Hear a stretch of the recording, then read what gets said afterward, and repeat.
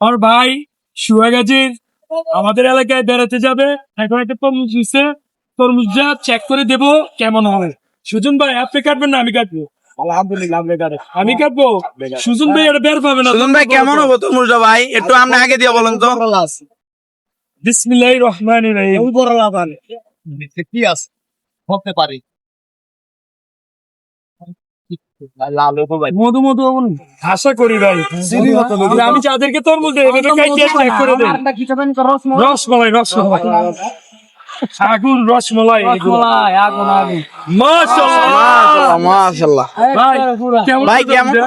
খুশি তো? জি খুশি তো ভাই। একটু খাই দেখেন, মিষ্টি নি দেখেন, তাহলে দর্শক কিভাবে বলবো। ভাই কেমন ভাই? এসব তরমুজ দিয়ে আত্মীয় স্বজনের বাড়িতে গেল খুশি। ভাই কেমন ভাই? এই যে এসব তরমুজ পুরা মধু মধু। ভাই তরমুজ ঠিক আছে? 10 কেজি রসমলাই না নিয়ে এরকম একটা তরমুজ দিলে খুশি হয়ে ঠিক যাবে আছে ভাই।